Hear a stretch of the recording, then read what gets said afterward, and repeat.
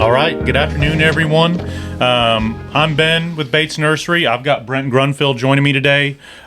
He's our Monrovia regional rep. He is like a source of all things Monrovia, and he's going to be doing a bulk of talking about new plants because we are one of the biggest Monrovia distributors in the region and the biggest in Tennessee, so we get a lot of new introductions from Monrovia, and Brent will tell you a little bit about that. But today we're going to talk about new plants for this year. We are starting to get in our trucks for the year. It's, we're a little bit early on plants starting to bud out and flower, so, we may not have a lot of visual plants to show you here, but Brent does have a slideshow which will give you an idea of what's coming in. And we're just going to try to get you all excited for spring. So I'm just going to mention a few plants that we are going to be getting this year that you need to keep an eye out for. Maybe we'll do a follow-up. Maybe we can show you some of those plants. But yeah, some of the new ones that are not necessarily a Monrovia introduction. We're getting a couple new macrophylla hydrangeas, Wee Bit Giddy and Wee Bit Grumpy. These are real similar to the City Line series, so they're bred to be a little more tolerant. Red to purples, blue to deep purples, basically just something that's going to bloom more readily and be more tolerant in our zone, and more sun tolerant. We're getting a Baby Kim lilac, which is basically a smaller version of Little Kim, so I believe that's like 2 to 3 feet, super dwarf, reblooming lilac. A couple plants. One I've actually got right up here. That's Heuchera. We started getting that last year, but that's Romeo, so that's a variegated Heuchera. We're getting a yellow leaf Heuchera in here called Carolina Sunset. We are getting a yellow leaf soft touch holly called Adorned, and a yellow oak leaf holly called Magden, which I think has actually been out on the market, but we will be getting some yellow leaf varieties for y'all. Encore azaleas. We carry a lot of different encore azaleas. Those are the reblooming spring, summer, fall, and evergreen azaleas. The two new ones we're getting are Starburst and Majesty. So I've got those kind of right here. One you might be able to see is starting to peak a little bit of a bloom right now, and that's Majesty. That's going to be dark purple ruffled blooms, and then the Starburst is a pink center with a white margin, basically the Sunburst reversed, if y'all are familiar with that one. And then let me see, I just have a couple more. Flamethrower Redbud, and Brent was telling me that those are so new, they'll probably be new for a few years because they're just getting to a size where they can be in a large trunk. So Flamethrower Redbud, that's a real popular one. It's got a bright red leaf, super showy in the landscape. Incredible fall color. Incredible fall color. So, you could call that a 3, maybe a 4-season plant. Totem pole switchgrass, we got some of those late last year. This is a really tall switchgrass, something like 6 to 8 feet tall, lime blue, so that's a new one for people trying to plant native. We've got a couple new thujas, some new alliums coming in, but a lot of those are not quite up yet. There's a Monrovia one right here. That's a Heuchera. Those are looking really good. This one's Ruby Tuesday. Lenten Roses. This is not a new one, but we do get Lenten Roses this time of year. Good selection. This one's Black Diamond, another Monrovia selection. There is Jade Waves. That's a Monrovia Hinoki. So Cami Paris, we've got some of those.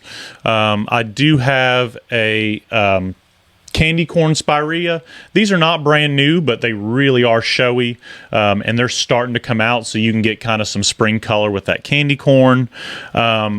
Just to kind of give y'all some new ones, but I'm going to go ahead and turn it over to Brent because a lot of these plants that are new are Monrovia introductions. So, yeah, take it away. Cool. Thanks, man. I appreciate it. Thanks for having me here today.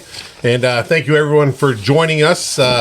Spring is right around the corner, and boy, aren't we all excited considering some of the winter weather we had. Yeah. So So we're going to talk about new plants from Monrovia. Let me just tell you a little bit about Monrovia. We have been in business for close to 100 years. We were one of the first nurseries, if not the first nursery in the nation, to offer plants in containers. Years ago, we had, when we first started plants in containers, they were in metal containers. So you can imagine how heavy those plants were then. So we shouldn't complain about the plastic pots that we have to lift at this point. So at our different nurseries, we are huge believers in environmental stewardship. So at the nurseries, we compost any of our debris that we have left to make sure that we aren't sending that to landfills.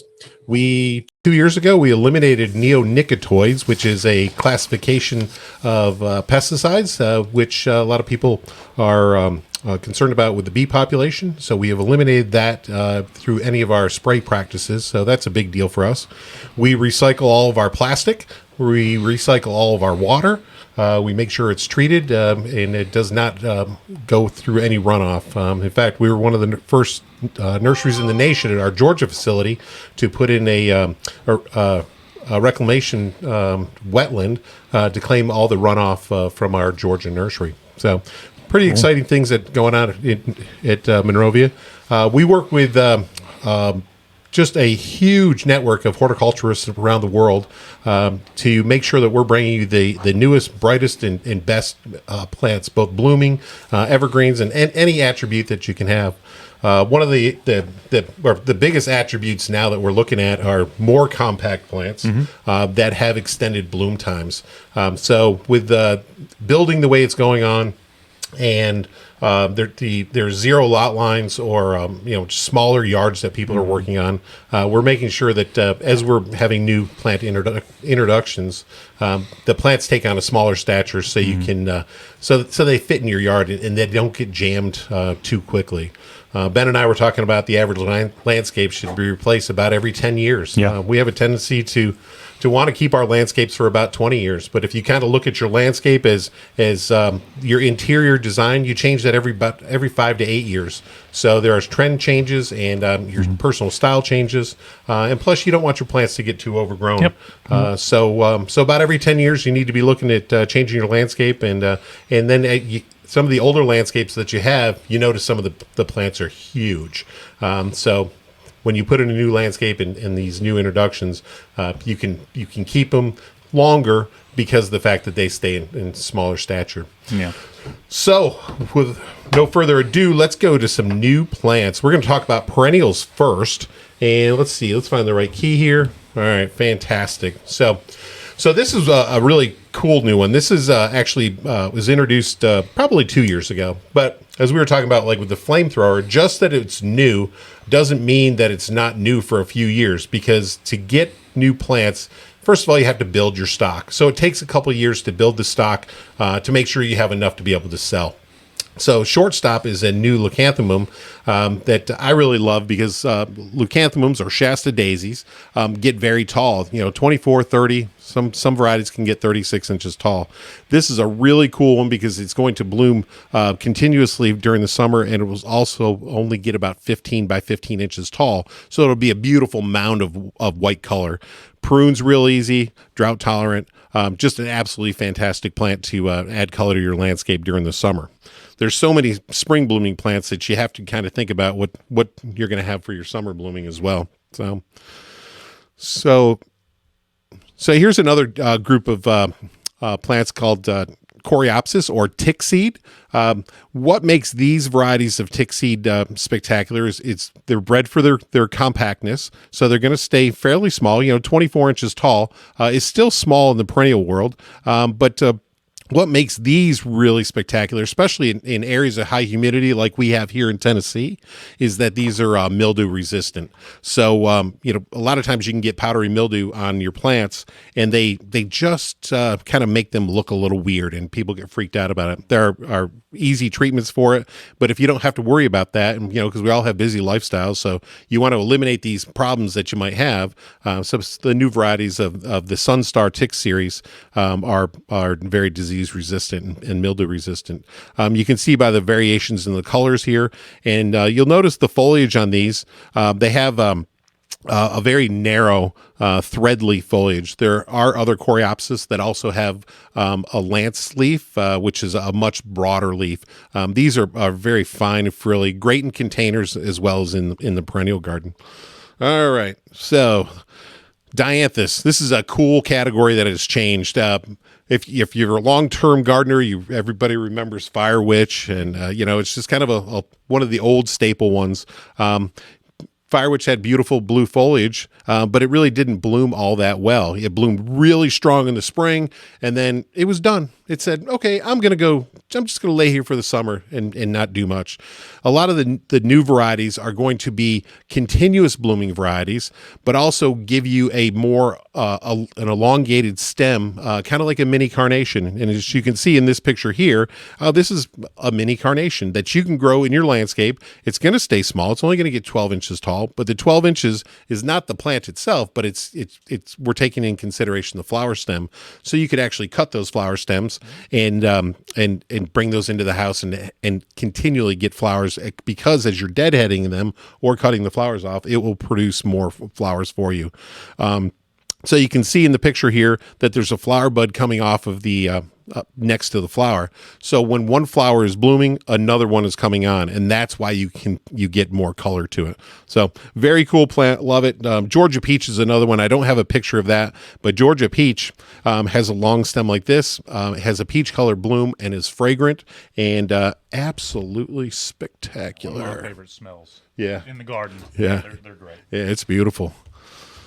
So here's another dianthus called Vivid Bright. This one is spectacular for the mere fact that it's going to bloom from spring till fall, and there's very little maintenance that needs to be done to this. It's going to create you a beautiful bluish green carpet, but you're not going to see that much of the carpet because the fact that it blooms so long, and it's beautiful when you do a mass planting. You put in 10 or 20 of these. I like planting in odd numbers, so it'd really be 9 or 21, but it just will give you a absolutely spectacular breath of color all summer, and which is really for the dianthus world, these are big changes. Mm-hmm. So the Echinacea world, oh my. Ben, you've worked in the garden center for a while now, and you've seen changes in Heuchera, hydrangeas, and Echinacea. The Echinacea family of plants has changed a lot. Yeah, absolutely. There's you can get every color in the rainbow, it seems like, and you can get variations within that. Yep, you can have green flowers if you want. Yeah, absolutely, yeah, that's very true. So this is one of the new ones. This is a Monrovia exclusive, as a lot of these plants are Monrovia exclusives. This is a colorific coneflower series. You can see that it has multiple colors on the same plant. So as the flower fades, you're going to get multiple colors. So it's going to add a lot of interest to it.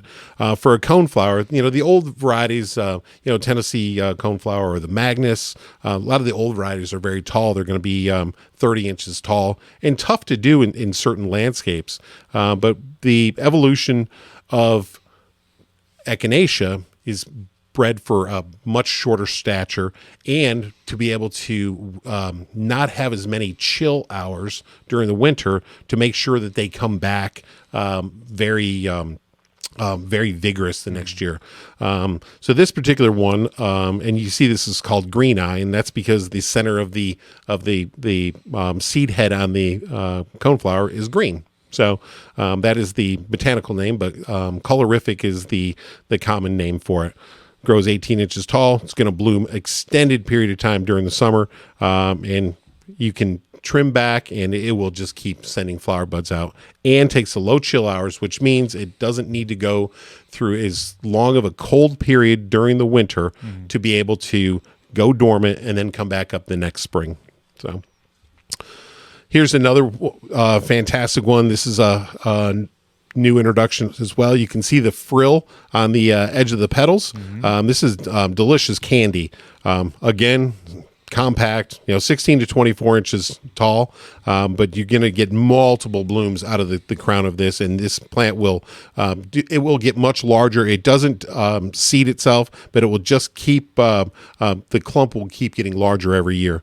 So Delicious Candy and Colorific are two exceptional new introductions.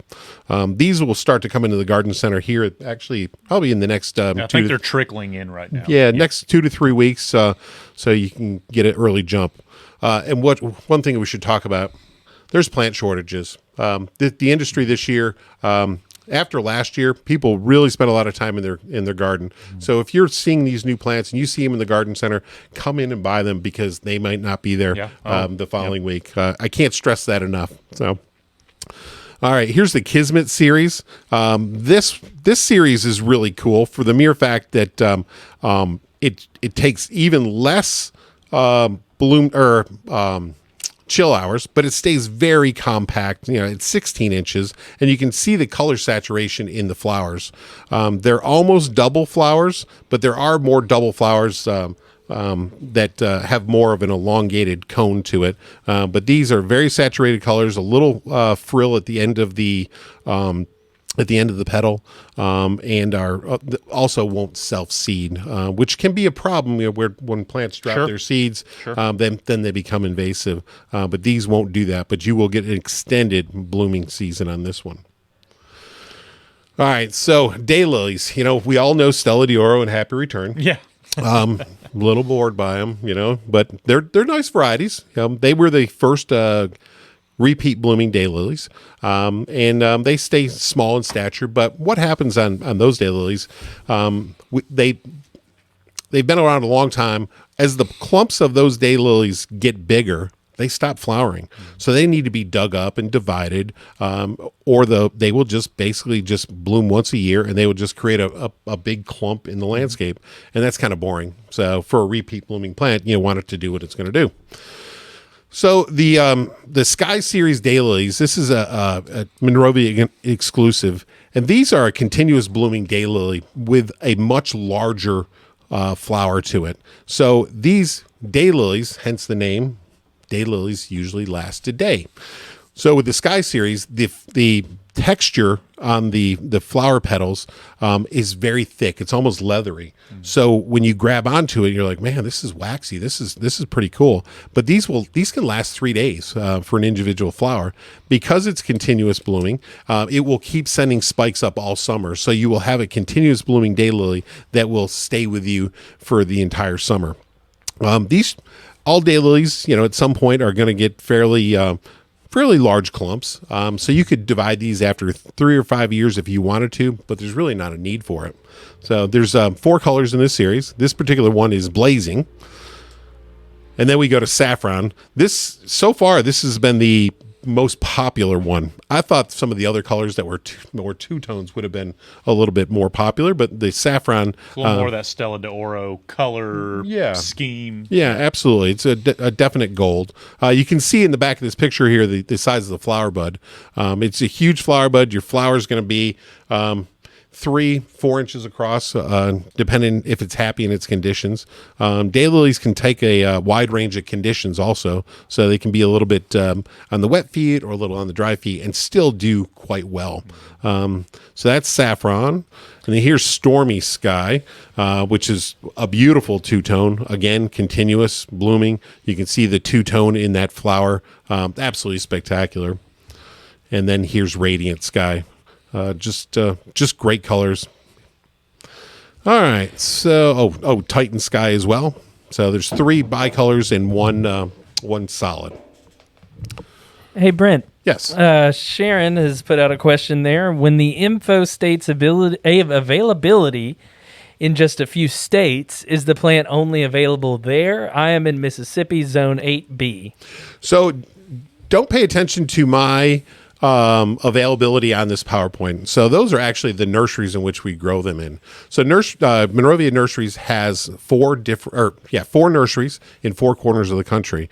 We have a facility in Georgia, one in Connecticut, one in Oregon, and one in California. So we're shipping into the Southeast out of all locations on a regular basis. So when you see this slide and you see a state on there, that's not limited availability to your state, but that's the availability for our customers so they know which nursery that they can buy it from. Cool. All right. Hopefully that helps. Thanks for asking. So this is a new annual. We were talking about perennials, but this is actually a new annual. This came out 2 years ago. Monrovia has an exclusive to this. So there are a few growers that grow this for us as well, but it is a Monrovia exclusive. Anytime you see this from any other growers, it's going to be in a Monrovia pot. So this is Sunbelievable Brown-Eyed Girl. It is a repeat blooming helianthus. So a helianthus is a sunflower. What we say on these plants is one plant will produce 1,000 blooms over the course of the year. It'll get about 30 inches tall, 30 inches wide. It's self-cleaning. There's another variety on the market that touts itself as repeat blooming, but what it does is it produces sunflower, a small sunflower seed. So when the plant is done blooming, it's putting its energy in developing the sunflower seed, which takes away from its blooming time. So whereas Sunbelievable is a sterile helianthus, does not produce any seeds, and it will just continually set flower buds. So all the energy is going into producing flower buds. So this is going to start blooming for basically, depending when you get it. If you get it from us in the spring, it's going to come to the garden centers. It's going to come in bud and bloom. But once you put it in your garden, April, May, it's going to go to your first frost, which could be October or November, depending where you live. So this will not survive the winter, but considering the amount of color that you get, it doesn't matter. This is great in containers, great in the ground. I've seen mass plantings of these where, some people have put in 50 or 100 of them along a fence line. It's just absolutely spectacular. 30 inches tall by however long of color. So there's another one. This one here, this is brand new. This is called Golden Girl. You can see in the previous one, there is a brown stripe in the center. That's why it's brown-eyed girl. And then you've got Golden Girl, which is more of a pure yellow, yellowish gold, and it doesn't have that brown stripe in there. But again, it has the same features as Brown-Eyed Girl, whereas one plant will produce 1,000 blooms. So great introduction. Really happy to have that. So Heucheras, there's a lot of Heucheras out there. Yeah, a lot of Heucheras. A lot. The one that Ben just pulled forward is one we'll talk about in a second. It's Ruby Tuesday. You can see the ruffles on that foliage. So one of the things on the Heucheras, these are being bred for the compactness, but also Heucheras have a tendency to get really tall flower spikes on them. And the flowers, a lot of people will go through and they'll take the flowers because they're just take them off because they're not that pretty. But the new varieties, the flower stem will sit just up above the plant, only about yay tall. So you get a beautiful flush with your foliage, and then when it blooms, you're going to get the flower spike that's going to be just above it. And usually the flowers are going to be pink or white, and they contrast nicely against the different foliages that are out there. So the one we're showing on the screen now is Dark and Bright. It's part of the Siren Song series. This is a really deep burgundy variety. Stays compact, 18 inches tall, 15 inches wide. There are more compact varieties. There's some of the Shimmer series that stays really small, less than 12 inches, and more really tiny in stature. But this one is, an 18 by 15 with that beautiful pink flower just sitting above the foliage. Here's another one, the Dark Night. You can see, again, the stunning burgundy foliage with that red flower spike that is above the plant. So that red, which is kind of a raspberry red, I guess you'd call it, contrasts really beautifully with that foliage. Here's Forever Red. So some of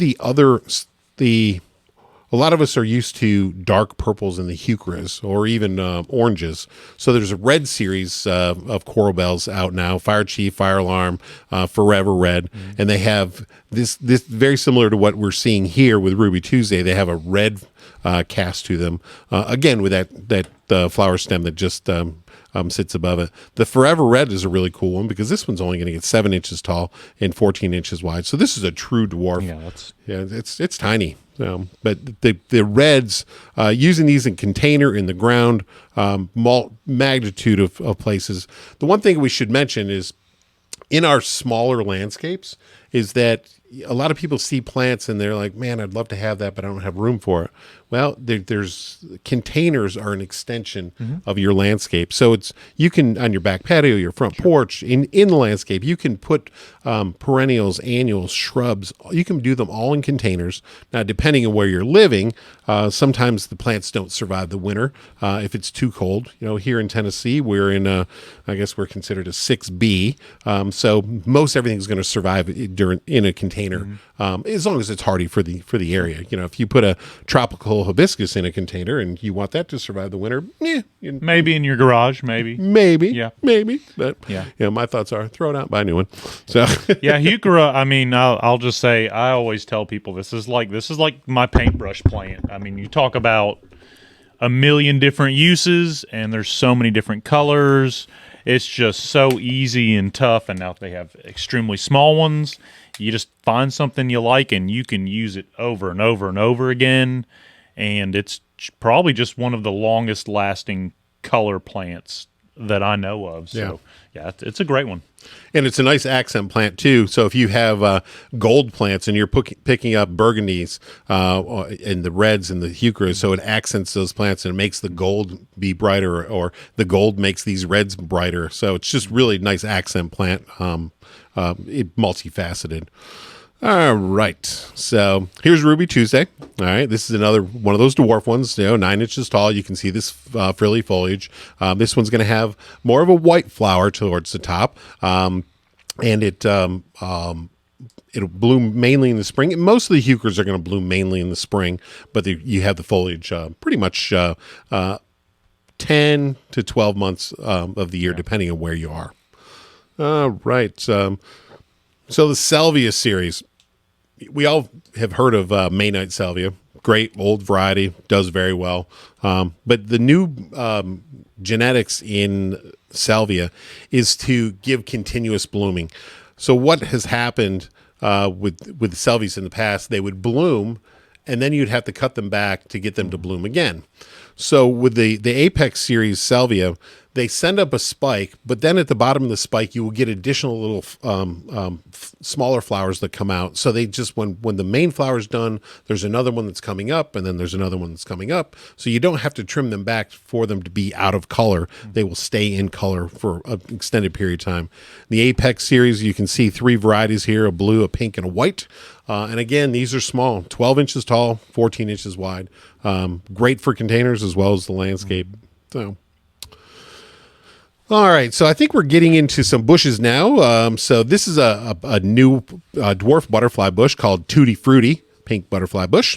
This is only going to get 30 by 30 inches tall and wide.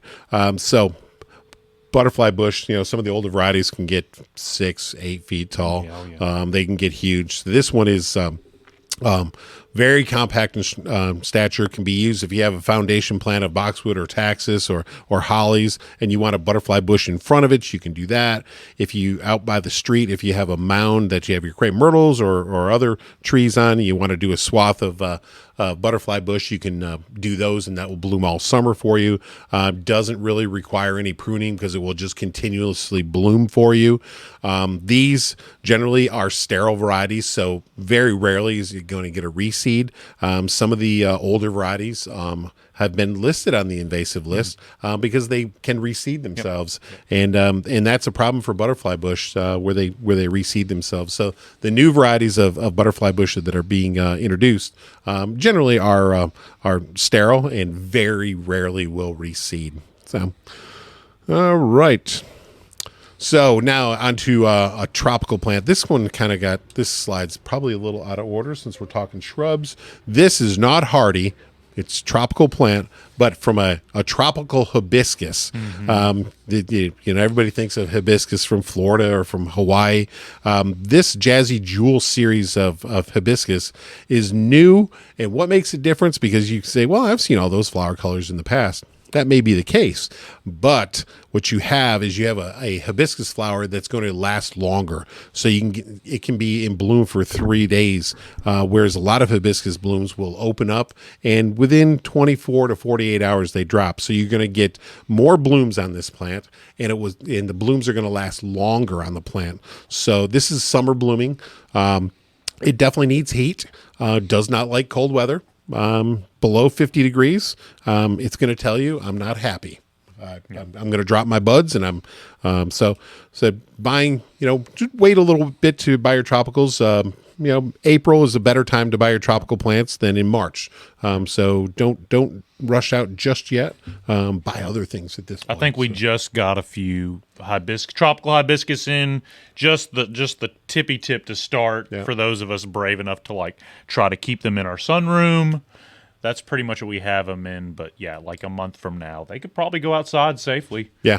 Yep. Mm-hmm. And the nice thing is you can bring this in and treat it as a houseplant for the winter. Mm-hmm. It's going to require a little bit of care, but you can keep these from year to year without a problem. Well, okay.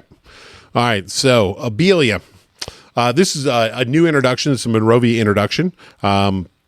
This won a silver award for its compactness and its blooming power. For Abelia, Abelia blooms exceptionally well during the summer. What you're going to get here is you're going to get a beautiful white to pink bloom, but on this Abelia, it's going to be fragrant. So if you can have a compact shrub that's part of your landscape that's going to be fragrant during the summer, it just adds a nice splash of color to your landscape, as well as a splash of fragrance into your home, especially when you have the windows open. So this is going to stay small also. There's some of the older varieties of Abelias that would get 3 to 5 feet tall, and this is only going to be a 24 by 24 grower. So it stays pretty small, pretty hardy for the area also. Oh, yeah. So now we're getting into the category that everybody loves, and that's hydrangeas. So Monrovia has an exclusive line. It's the Seaside Serenade hydrangea collection. And within the collection, there are macrophyllus, ceratofolias, and arborescens. That's a lot of words, isn't it? No, that's all of them. Yeah. Just about. So what's the difference? A macrophylla, that's going to be your round mop head type. Okay. That is the one that everybody equates to a blue blooming hydrangea that you see in Cape Cod. All right. Mm-hmm. So then you're going to have ceratofolias, which is a mountain hydrangea. Cold, a little more cold hardy, but it has a considered a lace cap flower, which is more of a flat flower. Mm-hmm. So you got your mop head, then you got your lace caps, which are going to be kind of thin and wider. And then you have the arborescens, which is the first one there, Bar Harbor. A lot of us know Annabelle. It's an old variety. This is the Bar Harbor variety that we're growing is an arborescens that stays more compact than Annabelle. So the arborescens is going to be a late spring, early summer blooming. Most of the varieties that we have here are in the ceratofolias and the macrophyllas are going to be repeat or continuous color. So let's go down the list here and let's talk about Newport. This is a brand new one. This is the first year, the introduction. Going to be hard to get, but to get a repeat blooming purple hydrangea that stays compact at a 4x4 is absolutely spectacular. What also makes the Seaside Serenade macrophyllas unique is the fact that they bloom on a shorter node. So the stem doesn't need to grow as far before it sends out a new flower bud. Whereas some of the other repeat blooming varieties, they take much longer to repeat. You might only get 1 or 2 flowers in the course of a year or cycles, whereas the Seaside Serenades are going to regenerate flowers much quicker so you can get more blooming cycles out of it over the course of the summer. So, hey, Brent. Yes. These hydrangeas, can most of them take full sun? And what is the bloom time typically? So, full sun on these hydrangeas is not recommended with the exception of Bar Harbor. Bar Harbor still it will do best in a minimum of 6 hours of sunlight. But depending on how much moisture you can give Bar Harbor, and that is the arborescence, the first one here in the upper left-hand corner. If you give it more moisture, it'll take full sun, depending where you are. But most of the macrophyllus and ceratophyllus are going to be morning sun. Hydrangeas have a tendency to not like afternoon sun. It's just too hot for them.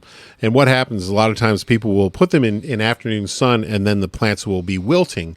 So that wilt is just a defense mechanism by the plant just to kind of help itself out. But what people do is they have a tendency to overwater the plant because the plants are wilting. Oh, it must need water. So they see that every day, and they keep adding water, and then eventually they kill the plant. So morning sun on your macrophyllus and ceratophyllus is really going to be the best bet. Yep. Did I answer the full question? Pretty much, yeah. We also got another question. What's the bloom time on the abelia that you talked about? The bloom time on the abelia is going to be more of mid to late summer. Okay. Yep. So. And also, I think you'd add one of the questions was when do the hydrangeas bloom? You will start getting blooms on these depending from the nurseries. We can have them in bloom generally starting in April, beginning of May. In the landscape, depending where you live, if you're in the Tennessee market or in the Mississippi market, you're going to get them to bloom naturally in the landscape late April. But even in the landscape in Tennessee, sometimes you don't see blooms until May. Yeah, a lot of times after April. Yeah, but generally plan on blooms starting in that May period for the macrophyllus and ceratophyllus. All right, so this is Newport, great new purple one. Again, small in stature. When you see the flower color, the purple, it comes out with a kind of a green bud, then it opens to a purple, and then it fades. You can see on the right-hand side of the picture, you can see it has a nice, I don't know, what would you call that? Kind of a rosy fade. Yeah, or like an antique. It kind of adds a little bit of an antiquing to that purple. Yeah, antiquing. That's the word. Yeah, it's kind of got a vintage color. Yeah, that's what it is. All right. So this one is Hamptons. What I like about Hamptons is, you've got this two-tone flower with the pink and the white, but also the new growth that comes out of it is going to have a burgundy cast to it. So that burgundy, when the plant's not in bloom, when it's in between a bloom cycle, you're going to have that burgundy cast to the edge of the foliage, and then when that bloom comes out with the white center and the pink edge to it, quite spectacular. Again, repeat blooming, and this one is only 3.5 tall and 3 feet wide, so great for a small space garden. Question from Ann here: do mountain hydrangea bloom at the same time as mophead? Usually the mountains are going to bloom a little bit later, but generally as a classification, yes, we can call them blooming very similar times. Yep. And on the full sun question, is that abelia also full sun? Yes, it is full sun. Absolutely. Yep. It does not like shade. If you put abelia in shade, it has a tendency to get thin and kind of open up and get floppy. Yep. And so full sun. Yep. All right. On the next Seaside Serenade series is called Fire Island. Again, this is another two-tone. This one has a much more pronounced two-tone to the white and the pink. To me, it's more of a raspberry pink. Some people will call it a reddish pink. Reds and hydrangeas are difficult. Usually a red is more of a deep pink or kind of raspberryish. Or they go coral, orangey, something like that. Yeah. So again, repeat blooming, great bronze fall color to this.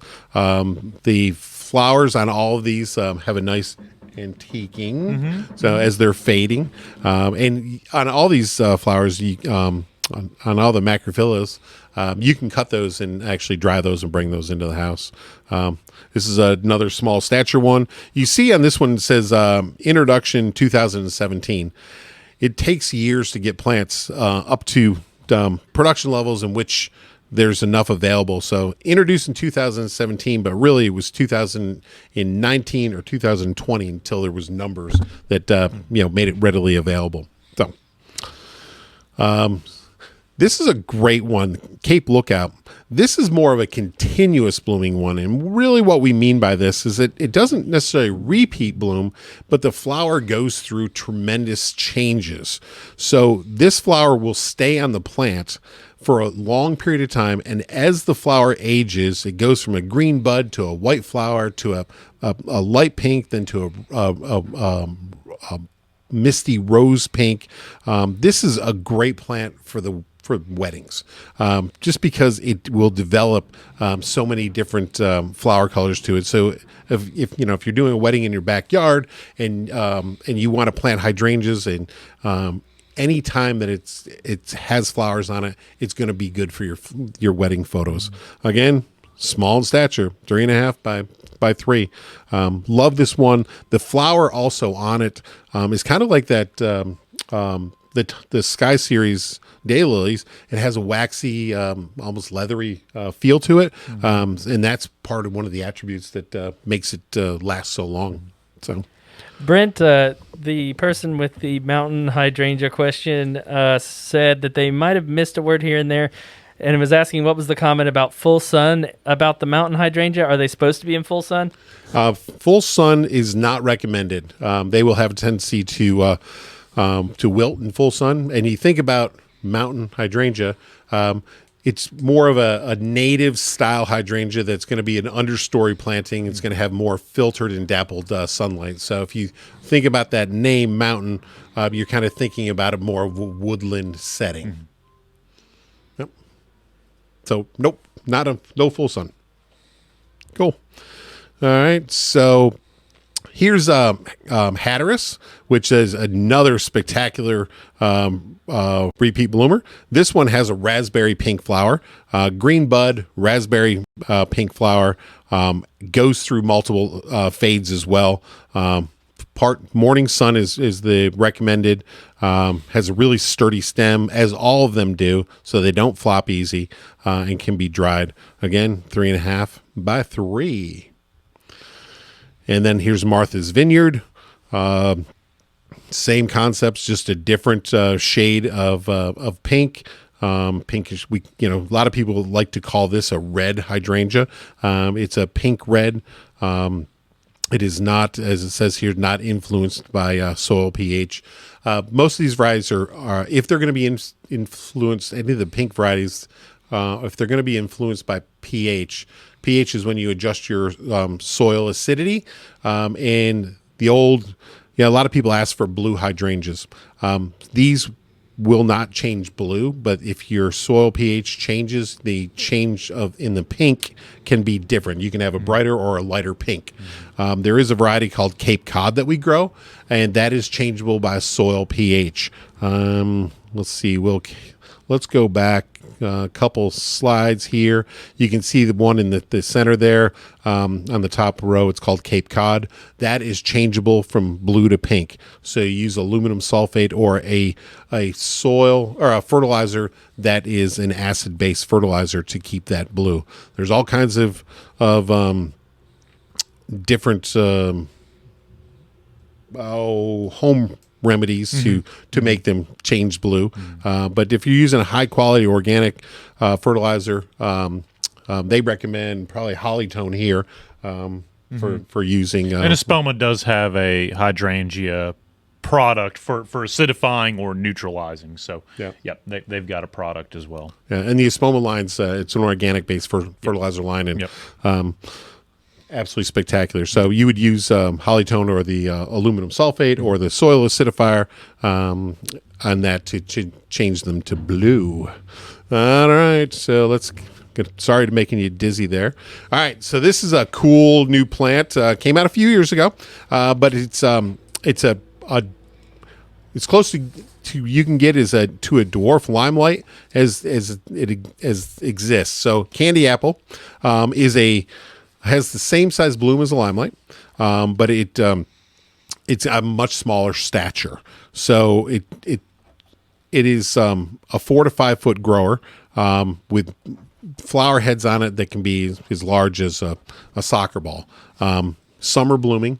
This, a lot of people have problems with their plants blooming from year to year, and pruning is a whole issue on hydrangeas. If you have questions about pruning hydrangeas, come into the garden center, go to your local garden center and ask the questions about pruning. It's a whole different conversation. This is a paniculata hydrangea. These reliably bloom every year. It doesn't make a difference really when you prune them. They're going to bloom. Yeah. So maintenance easy on those. Yes. Yep. Ben has also done a hydrangea pruning webinar. It's available in our archive. That was kind of going into the winter, so we'll probably do another one this summer. Cool. Tackling that. Excellent. Brent, are there any other 2021 plants that you've got there? So let's do a quick jump down to roses, okay? So there's a series of roses called Grace and Grit roses. And there's 4 colors in this. These are shrub roses that will continuously bloom for you from early spring through frost in the fall. 4 colors. You've got the bicolor pink, which is one I absolutely love. You've got the red, which is a velvety red. It's a true red versus other shrub rose out there that is more of a pink. This is a true red. You've got a pink Grace and Grit, and you have the yellow Grace and Grit. And the yellow Grace and Grit has a slight fragrance to it. All of these are grown on their own roots. They're not grafted, and they're highly disease resistant. So really fantastic for the southern market. And then the Nitty Gritty series of roses. This is a Monrovia exclusive. These are shrub roses, but low growing, more of a spreading habit. So this particular one is peach, and I love that color. The variations in that peach color are absolutely spectacular. So there are multiple colors in this. You can get a red, a white, a yellow, the peach, and there is a pink as well. So those are kind of the new introductions. There's still a lot of time. Plants are coming into the garden center on a regular basis, pretty much daily deliveries of plants. Yeah. And all these new things that you saw here will be available at Bates Nursery and Garden Center throughout the year at different times because availability changes from season to season. Yeah. Oh, yeah. But yeah. Well, and we might, it's one of those things we might want to do a follow-up maybe late this spring or summer as we're getting these plants in just fresh in their, just blooming and everything they're supposed to be doing so we can, get our hands on some. So, maybe we can do a follow-up with these new plants coming in. I think that would be a really fun idea. So nothing better than actually seeing the plant. Yeah, and we could totally probably even do one just on the Monrovia introductions, I think. So something to think about down the line. But yeah, I think we've gotten 2 Monrovia trucks this past week, and I mean, I don't know how many we're supposed to get this week, but yeah, they've started to come in, but it's probably 30% of what we're going to have mid-March. Yep. Ben, is it possible for some of the folks who arrived a little bit later to just kind of go back over what we've got in the room here? Yeah, so some of these aren't brand new. I've basically just tried to get what we had that looked good on the lot. So there's a couple new encores we're getting. That's, what was that, Majesty and Starburst, just different flower colors.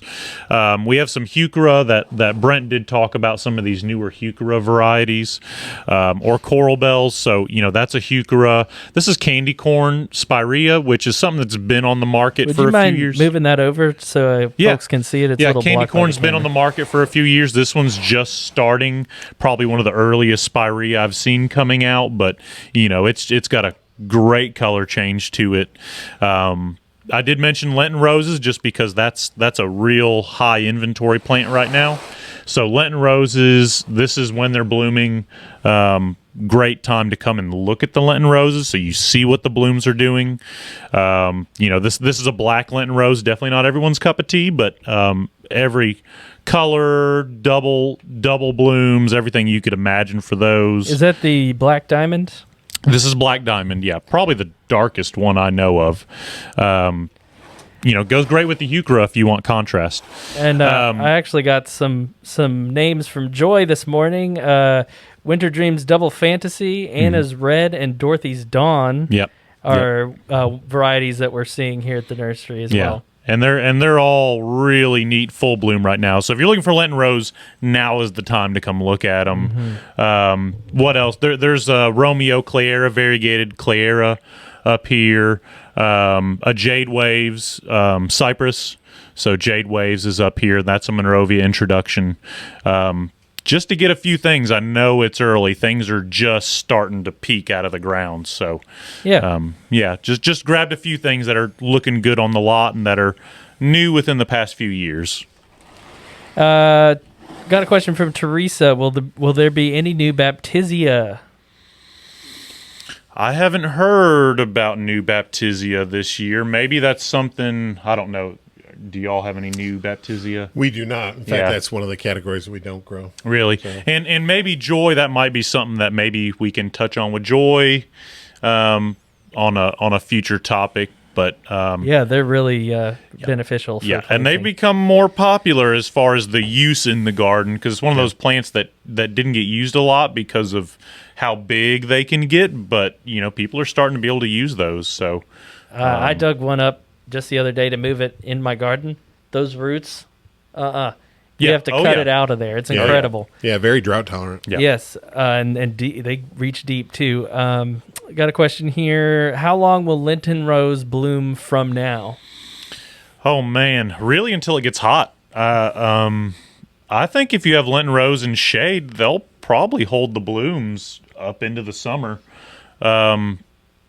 Sometimes I'll call it like the plastic plant, because it seems like those blooms don't move from probably around Christmas time. Sometimes they'll bloom if it's warm enough up and through the spring and into the summer. But if it's in enough shade and you keep it watered, I would think you'll probably get 4 or 5 months of those flowers sticking up. But if it's in too hot of a spot and it gets too dry, I'd say those blooms will probably crisp up. But you should get at least 2-3 months out of a Lenten Rose. Yeah, that's a great shade plant too. Yeah. Oh yeah, great. Mm-hmm. Yeah. Okay. Well, I'm not seeing any other questions come in, so if you want to wind it up or sure. whatever you want to do. Well, yeah. Thank y'all for joining us. We could probably talk about this for hours. Yes, very easily. But yeah, thanks. I'm Ben. This is Brent with Monrovia. Thank y'all for joining us. Thank you.